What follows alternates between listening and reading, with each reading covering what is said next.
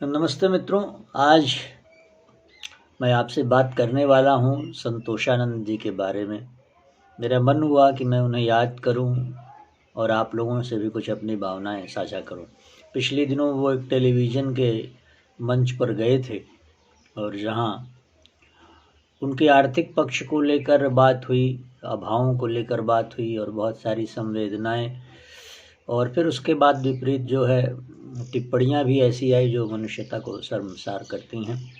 आपको कुछ ख़ास बातें बताना चाहता हूँ जो लोग नहीं जानते बहुत ज़्यादा। संतोषानंद जी बहुत बड़े गीतकार थे। उन्होंने क्रांति फिल्म के लिए चना जोर गरम और ज़िंदगी की न टूटे लड़ी, तहलका के लिए फिल्म जो धर्मेंद्र की थी, पांचों आदित्य पांचोली, धर्मेंद्र और मुकेश खन्ना, और अमरीश पुरी थे जिसमें दिल दीवाने का डोला दिलदार के लिए, जो मुझे बेहद पसंद रहा। वो गाना उन्होंने लिखा है, एक प्यार का नगमा है, उन्होंने ही लिखा है।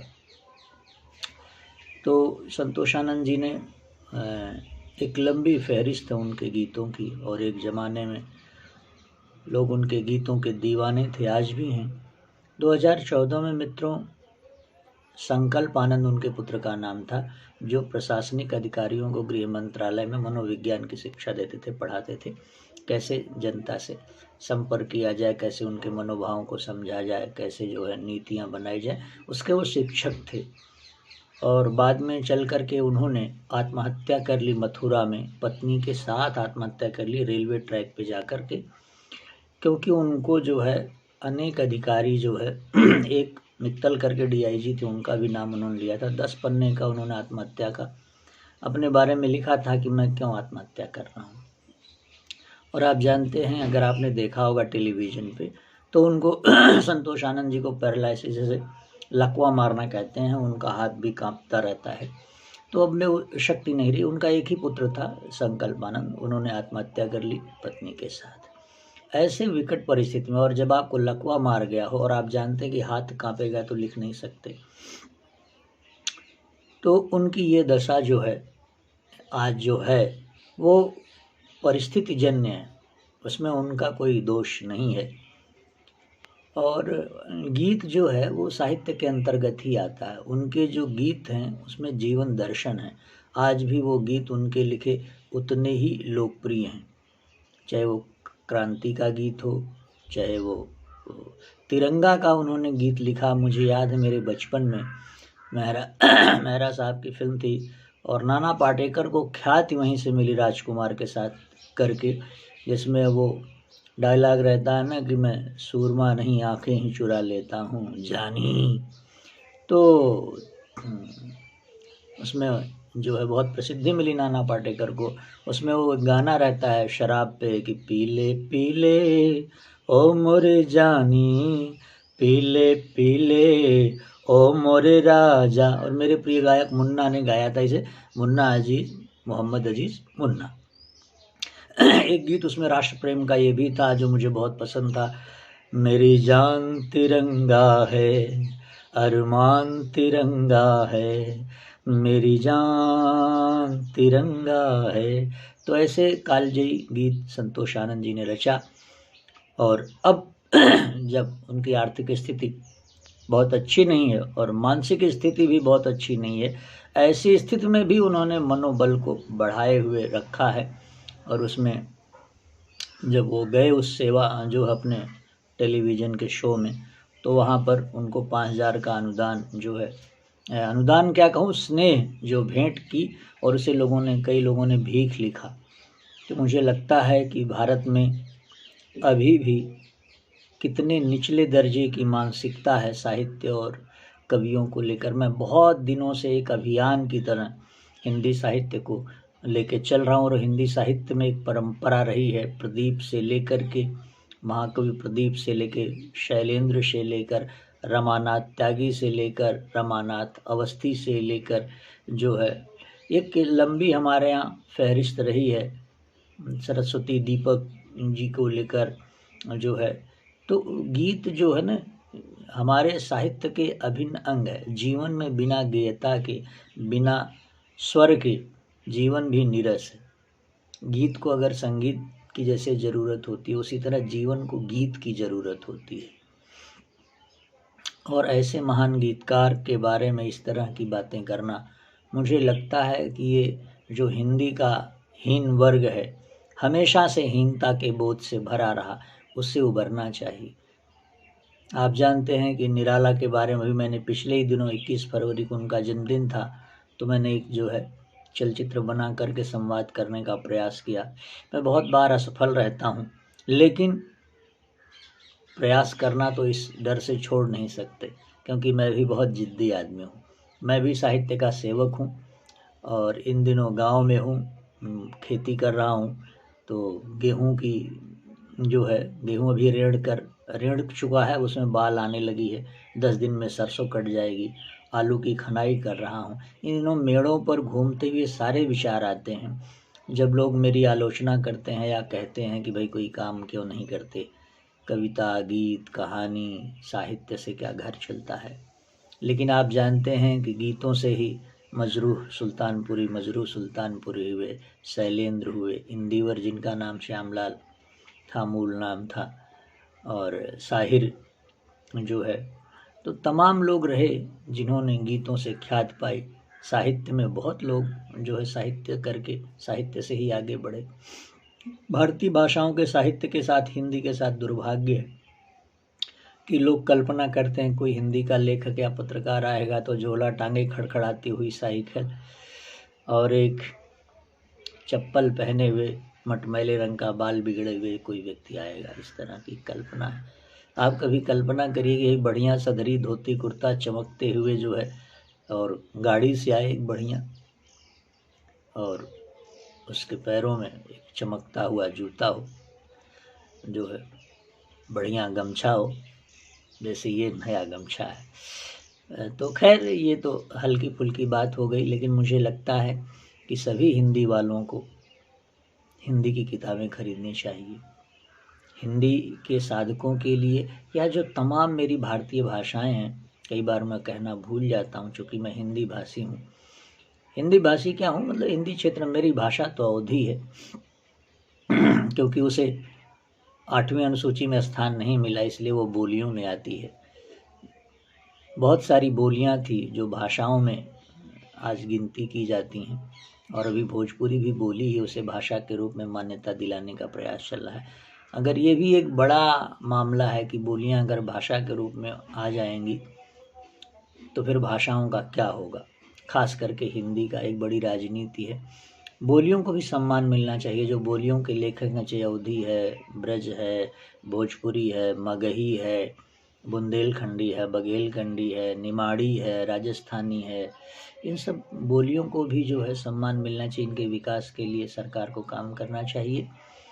तो मैं फिर उसी मुद्दे पे आता हूँ कि संतोष आनंद जी की जो आज स्थिति है, यह सिर्फ हिंदी पट्टी की उदासीनता के कारण है। ये हिंदी का दायित्व, हिंदी से अधिक जो है दूसरी भाषाओं के लोग उन्हें प्रेम करते हैं। जैसे मैं जानता हूँ कि मेरे साहित्य को खरीदने वाले गैर हिंदी भाषी भी बहुत लोग हैं जिन्हें हिंदी भी आती है। मेरे जीवन में बहुत सारा प्रोत्साहन गैर हिंदी भाषियों ने दिया।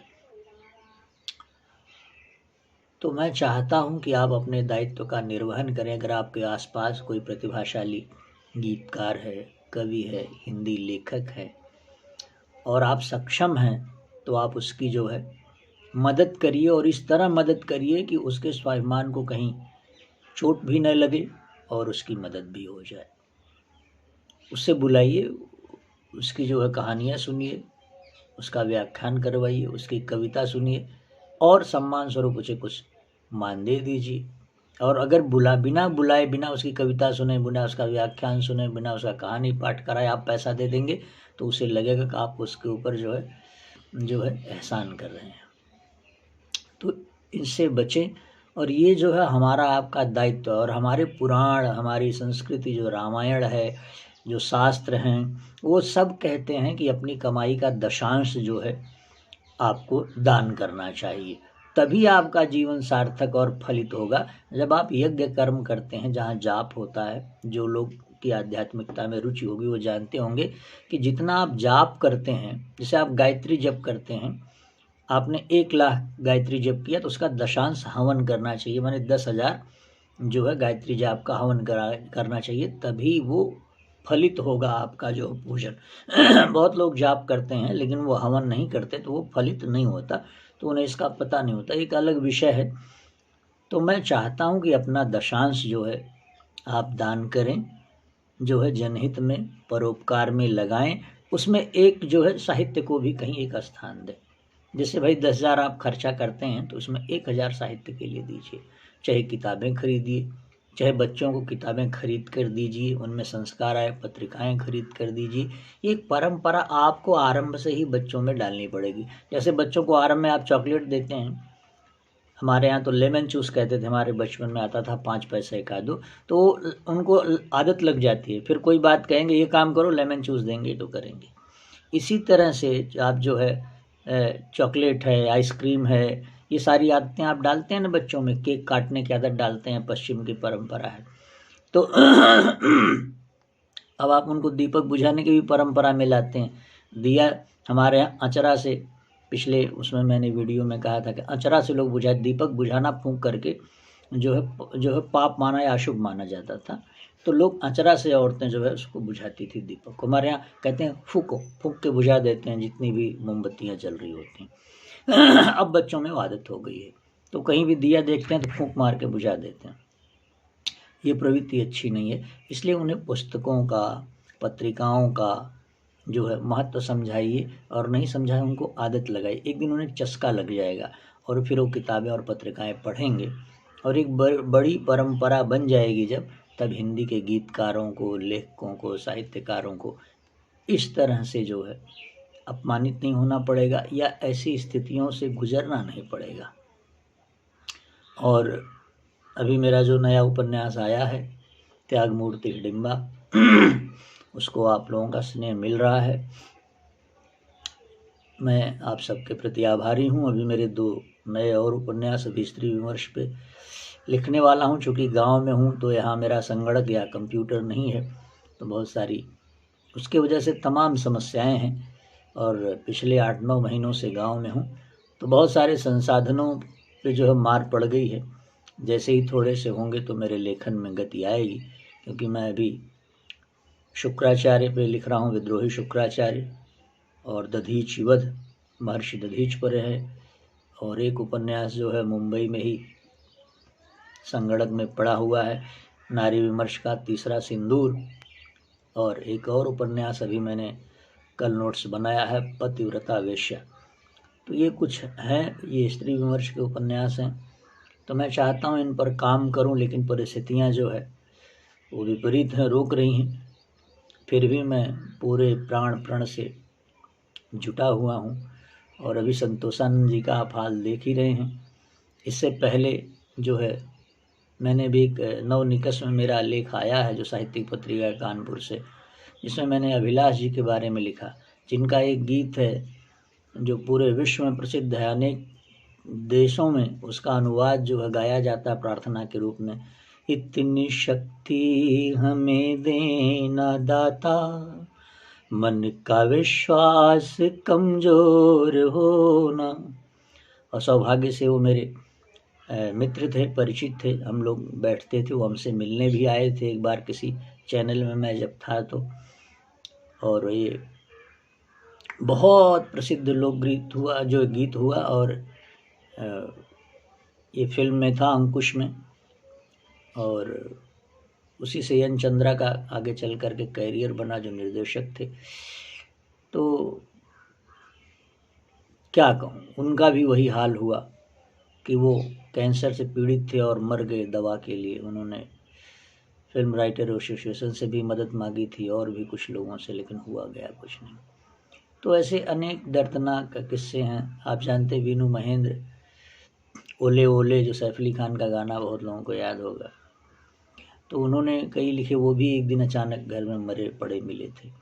तो ये जो साहित्यकार लेखकों की जीवन बड़ा त्रासद होता है, और अनेक त्रासदियाँ होती हैं उसके पीछे, उनके बारे में क्या कहूँ। लेकिन अगर आप अपने साहित्य से, अपने साहित्यकारों से, यहाँ तक कि कलाकार भी हैं जो दूसरे क्षेत्रों से, उनसे आप प्रेम करेंगे और अपने दायित्व को, सामाजिक दायित्व का निर्वहन करेंगे, तो शायद सबके दुख तो कम ना हो, लेकिन ज़रूर एक हद तक लोगों के दुख कम होंगे और वो आप सबको आशीष देंगे और अच्छा साहित्य रचेंगे, अच्छी कला का प्रदर्शन करेंगे, समाज को, राष्ट्र को कुछ अच्छा देकर जाएंगे।